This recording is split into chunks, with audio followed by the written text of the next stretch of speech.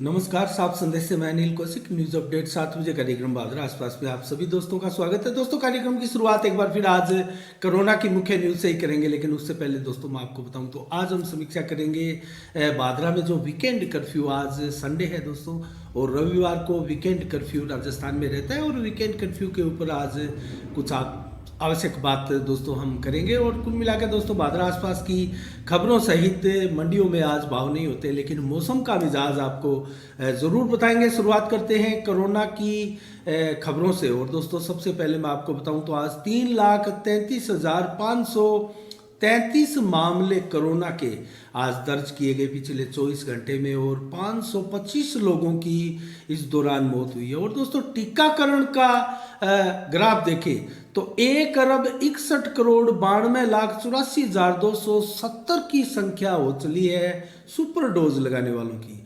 तो कुल मिला के टीकाकरण अभियान अपने रफ्तार से चल रहा है, लेकिन जिस प्रकार से 3 लाख से ऊपर मामले चल रहे हैं, इसमें तीसरी लहर का कोरोना का पीक कब आएगा, यही सवाल सभी के जुबान पर दोस्तों आजकल है। और कुल मिला के सक्रिय मरीज भारत में एकाएक तेजी से इस महीने में बढ़ चले हैं। और दोस्तों 21,87,205 सक्रिय मरीज पिछले 24 घंटे में भारत में हैं दोस्तों।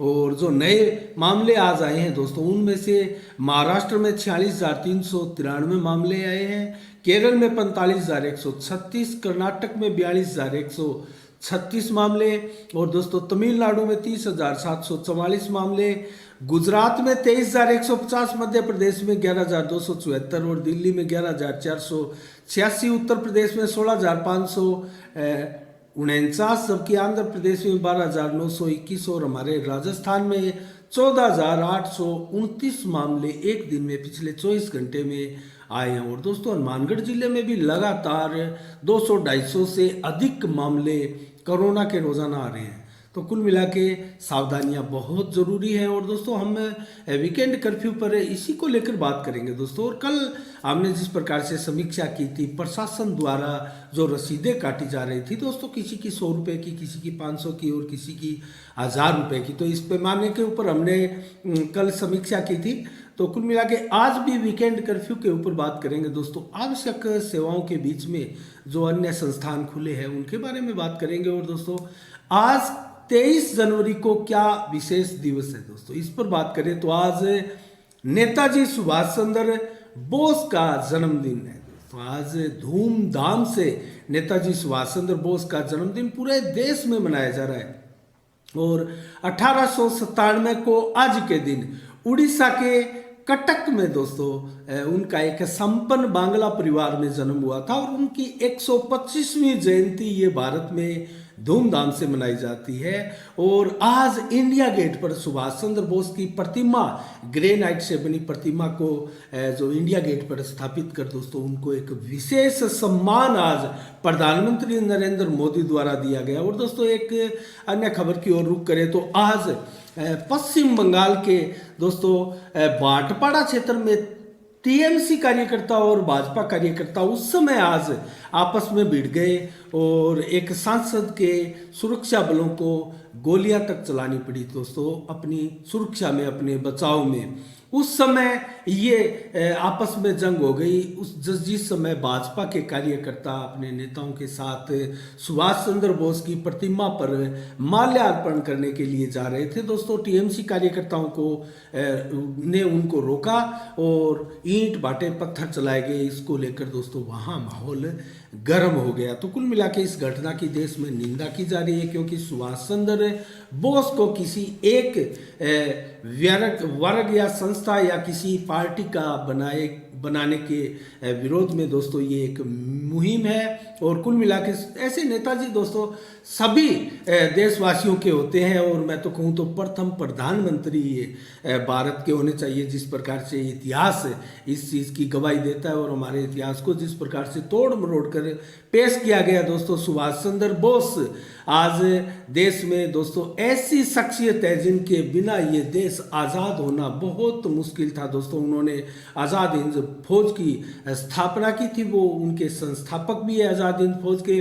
और दोस्तों उन्होंने जो नारा दिया था उससे देश में एक प्रकार से युवाओं में क्रांति का संचार हुआ था कि तुम मुझे खून दो मैं तुम्हें आज़ादी दूंगा। और दोस्तों आज़ादी ऐसे ही नारों की बनिस्पत युवाओं के जो गर्म जोश था दोस्तों उसको देखते हुए ये आज़ादी आई थी। और कुल मिला के आज़ादी के दीवाने उस समय भारत के लिए दोस्तों भारत से बाहर जाकर भी लड़ रहे थे। और इसी का एक जीता जागता सबूत है आज़ाद हिंद फौज का गठन दोस्तों भारत से बाहर किया गया। और किन किन देशों की यात्रा नेताजी सुभाष चंद्र बोस ने की और दोस्तों देश की आज़ादी में कितना उन्होंने योगदान दिया।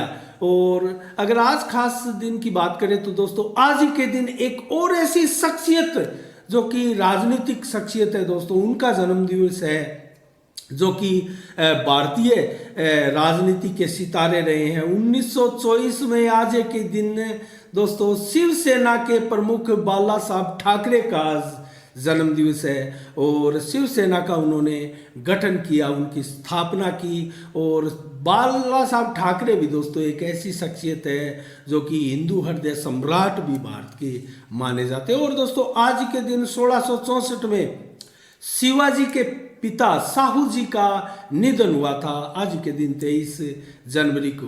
और दोस्तों 1977 को आज के दिन जनता पार्टी की स्थापना हुई थी इंदिरा गांधी की पार्टी से लोहा लेने के लिए, उनसे मुकाबला करने के लिए उनके विरुद्ध एक संगठन खड़ा हुआ था, उसका नाम जनता पार्टी था, उसका भी आज स्थापना दिवस है। इसके अलावा दोस्तों अन्य आसपास की खबरों का जिक्र करते हैं। और छानीपड़ी के सामाजिक कार्यकर्ता विकास चौधरी ने दोस्तों एक इस्तगासा दर्ज करवाया था।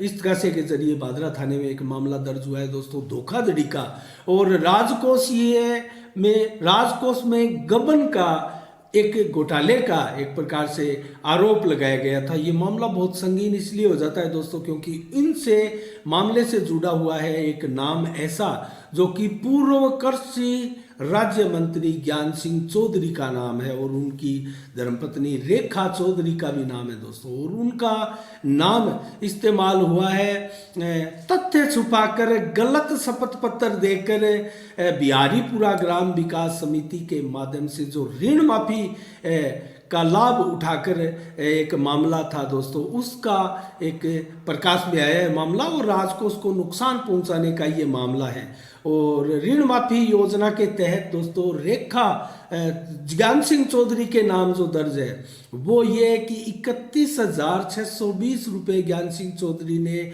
ऋण माफी योजना के तहत छल कपट से एक प्रकार से तथ्य छुपाकर गलत शपथ पत्र पेश करके उठाए हैं। और उनकी पत्नी रेखा चौधरी के नाम 1,21,540 रुपये का ऋण माफी का कहकर सरकार से छल किया गया, पैसे उठाए गए। तो दोस्तों ये लगभग 1.5 लाख का करीब मामला है।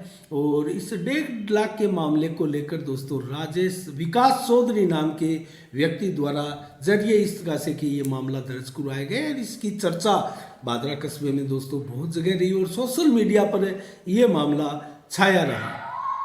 इसके अलावा दोस्तों छानीबड़ी पुलिस चौकी में आमजन व परिवादियों की सुरक्षा हेतु एक सीसीटीवी कैमरे के लिए परिवाद दायर किया गया था कृष्ण गांधी द्वारा दोस्तों। और ये परिवाद 11 जनवरी 22 को संपर्क पोर्टल पर दोस्तों परिवाद दायर किया गया था। और उस परिवाद की जांच करते हुए दोस्तों इसकी जांच की भंवरलाल कांस्टेबल द्वारा और जांच कर रिपोर्ट भिजवाई जा चुकी है। और इसमें दोस्तों जांच होने के बाद में ये चीज़ें आई है कि इसकी जांच के पश्चात सीसीटीवी कैमरे का जो एस्टीमेट है वो बनवा कर भिजवाया जाएगा और स्वीकृति प्रदान होने पर ये कैमरा जो है पुलिस थाना चौकी में लगाया जाएगा। और दोस्तों इसका उद्देश्य जो उद्देश्य बताया कृष्ण गांधी ने इस कैमरे का दोस्तों वो ये बताया कि अक्सर यहाँ परिवादी के परिजनों द्वारा परिजनों पर दोस्तों दुर्व्यवहार का आरोप भी लगाया जा रहा है और उनको टॉर्चर करना, डराना, धमकाना और दोस्तों किसी प्रकार का गलत व्यवहार यहाँ होता है, जिसको रोकने के लिए ये परिवाद जो है संपर्क पोर्टल पर दायर किया गया और इसको लेकर अब इसकी जांच हुई है। तो ये जल्द ही ये कैमरा इस परिवाद की देन है कि अब इस पुलिस चौकी में लग सकता है। इसके अलावा दोस्तों अन्य खबरों की ओर रुख करें तो हरियाणा के एक मोटिवेशनल स्पीकर और सामाजिक कार्यकर्ता भी है दोस्तों, फिटनेस मॉडल भी है और गरीबों के सहायक भी इनको कहते हैं दोस्तों। उनका नाम है हरस छिकारा। वो आज बादरा आए थे और उनका बादरा आगमन पर दोस्तों ढोल नगाड़ों के साथ अनवर कुरैशी के घर पर स्वागत किया गया और बड़ी संख्या में यहाँ युवा भी इकट्ठे हुए थे और उनके साथ दोस्तों एक दमल फौजी जो कि समाज सेवी है, उन्होंने 110 बार रक्तदान भी किया है, वो भी आए थे और फौजी असलापुर भी उनके साथ आए थे। और इस अवसर पर युवाओं को संबोधित करते हुए हरस शिकारा ने दोस्तों गरीब कन्याओं की शादी कराई आदि वो बातें भी बताई और युवाओं को नशे से दूर होने का भी मैसेज दिया गया। और हरस ने युवाओं को संबोधित करते हुए दोस्तों जाति धर्म से ऊपर उठकर इंसानियत का धर्म अपनाने की अपील सभी युवाओं से की। और दोस्तों अनवर कुरैशी ने बहुत ही शानदार स्वागत हरस शिकारा का किया और उनकी टीम उनके साथ यहाँ आए थे। और दोस्तों इसी के साथ आज हम समीक्षा करेंगे दोस्तों वीकेंड कर्फ्यू में जो आवश्यक सेवाओं के संस्थान खुले दोस्तों, उनको लेकर आज हम बात करने वाले हैं। तो आज संडे का समय रहा, रविवार का समय रहा और पूरा बादरा बाजार दोस्तों आज भी सफलतापूर्वक एक प्रकार से बंद रहा। सिर्फ और सिर्फ अति आवश्यक सेवाओं वाले संस्थान ही खुले रहे, एक पेट्रोल पंप भी खुला रहा। और दोस्तों इसके अलावा दूध, फल, सब्जी, डेयरी और जो रेडी है दोस्तों सब्जी की दुकानें हैं वो खुली रही। तो कुल मिला के आवश्यक सेवाओं के संस्थान ही खुले रहे। और कल भी हमने दोस्तों जो समीक्षा की थी एक प्रकार से रसीदें काटने की व्यापारियों की, और व्यापारियों में जो प्रशासन के प्रति आक्रोश था दोस्तों, उसी सिलसिले को आज अगर आगे बढ़ाए तो आज वीकेंड कर्फ्यू है वो प्रशासन पर दारोमदार है कि वीकेंड कर्फ्यू को राजस्थान में सफल बनाने के लिए प्रशासन अपना योगदान दे। तो दोस्तों आज हमने पिछले संडे भी हमने देखा था इन आवश्यक सेवाओं के साथ शराब की दुकानें खुली हमने देखी और आज भी शराब की लगभग प्राय सभी कस्बे की दुकानें खुली रही। तो शराब की दुकानें कौन से आवश्यक सेवा संस्थानों में दोस्तों आता है और प्रशासन की तरफ से इन पर क्यों कार्रवाई नहीं की गई, और अगर इन पर कार्रवाई नहीं की गई, ये आवश्यक सेवाएं हैं, तो दोस्तों अन्य दुकानें फिर किस प्रकार से आवश्यक सेवाओं में नहीं है, क्योंकि वो तो आम जन से जुड़ी हुई वो चीज़ें हैं जो बहुत इम्पोर्टेंट है और उनके बगैर दोस्तों लोगों का काम भी नहीं चलता है। तो क्या शराब की दुकानें ही आवश्यक सेवाओं में शामिल है क्या? इसको लेकर गाइडलाइन के प्रति प्रशासन आश्वस्त है क्या? ऐसी गाइडलाइन में राजस्थान की जो गाइडलाइन आई है वीकेंड कर्फ्यू को लेकर, क्या उस गाइडलाइन में शराब की दुकानें खुली हुई है? और अगर ऐसा है तो दोस्तों शराब की दुकानें जब खुलती है तो बाजार फिर दोस्तों क्यों नहीं खुल सकते? इसके अलावा बहुत से आवश्यक संस्थान हैं जो इस बार वीकेंड कर्फ्यू में उनको खोलने की अनुमति नहीं है। सिर्फ एकदम अति आवश्यक सेवा संस्थान ही दोस्तों इसमें खुले हैं। तो इसके ऊपर प्रशासन को विचार भी करना चाहिए। और दोस्तों हमारा आज का इसके ऊपर चर्चा करने का भी जो उद्देश्य था दोस्तों यही है कि इसके ऊपर भी प्रशासन विचार करे, आखिर समाज के अंदर लोगों को क्या मैसेज दिया जा रहा है प्रशासन द्वारा कि शराब की दुकानें भी आवश्यक सेवाओं में शामिल हैं दोस्तों। इसके अलावा तो क्या बिस्कुट, राशन आदि जो व्यक्तियों की आवश्यक चीज़ें हैं जो घर में दोस्तों उनके बगैर काम नहीं चलता है, तो वो आवश्यक सेवाएं कैसे नहीं हुई? तो ये सभी चीज़ें हैं और अन्य सभी चीज़ें दुकानें बंद रही दोस्तों। किसानों को मिलने वाले जो बीज, खाद, तेल आदि की सभी की दुकानें आज बंद रही, सिर्फ आवश्यक सेवाओं को छोड़कर। और आवश्यक सेवाओं में शराब की दुकान होना दोस्तों बहुत आखरता भी है और आश्चर्य भी होता है, लेकिन प्रशासन के नुमाइंदे उनके आगे से निकल जाते हैं। उनको बंद कराने की ज़रूरत नहीं की जाती, क्योंकि राजस्थान सरकार को इससे बहुत बड़ी इनकम होती है, राजस्व प्राप्त होता है। तो क्या अन्य चीज़ों से राजस्व प्राप्त नहीं होता? बहुत बड़ा सवाल है दोस्तों, ये विचारणीय सवाल है, विचार करने योग्य सवाल है दोस्तों। इसके अलावा आज के शाम के 7 बजे के दोस्तों समीक्षा में इतना ही। और आज दोस्तों मौसम की चर्चा करें तो आज दिन भर मात्र घंटा आधा घंटे के लिए ही धूप निकली थी और बाकी ठंड का एहसास रहा। शीतलहर का एहसास जरूर नहीं रहा, क्योंकि शीतलहर के प्रकोप से कुल मिला के हमारा क्षेत्र जो है अभी बचा हुआ है पिछले 2 दिनों से।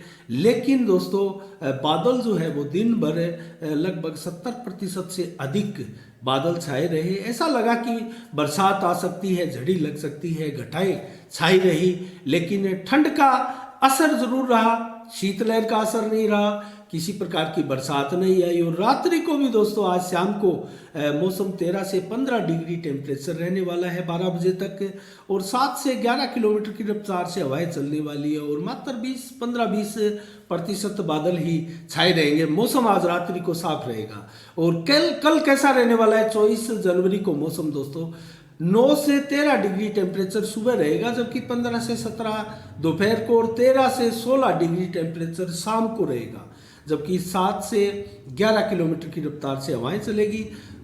सुबह जैसे 94-95% बादल छाए रहेंगे, उसके बाद में 48 और शाम तक 15, और शाम होते होते 25-30% ही बादल छाए रहेंगे। और हवाएं 7 से 11 किलोमीटर की रफ्तार से ही चलेगी। 10 से 12 का टेम्परेचर जो है रात्रि को बना रहेगा। और बरसात की संभावना अब हमारे भादरा इलाके में बिल्कुल भी दिखाई नहीं देती है। हाँ, राजस्थान में अभी भी पश्चिमी विक्षोभ जो है वो सक्रिय है, और कहीं कहीं बरसात और कहीं कहीं हेवी बरसात की भी संभावनाएं मौसम विभाग द्वारा व्यक्त की गई है। लेकिन भादरा इलाके में मौसम कुल मिला के साफ और शांत रहने वाला है। तो आज हवाएं भी ज़्यादा तेज नहीं चल रही थी। कल दोस्तों जिस प्रकार से तूफान का एहसास करवा रही थी हवाएं और दिन भर बरसात हुई थी, उसकी बनिस्बत आज मौसम बिल्कुल शांत और साफ रहा। तो दोस्तों आज के शाम के 7 बजे के कार्यक्रम में इतना ही। कल ठीक शाम 7 बजे फिर आपसे रूबरू होंगे नई खबरों के साथ, नई समीक्षा के साथ। तब तक के लिए दोस्तों आप अपना बहुत बहुत ख्याल रखिएगा, मुझे दीजिएगा इजाजत। साफ संदेश से मैं अनिल कौशिक, नमस्कार, जय भारत, जय जय राजस्थान।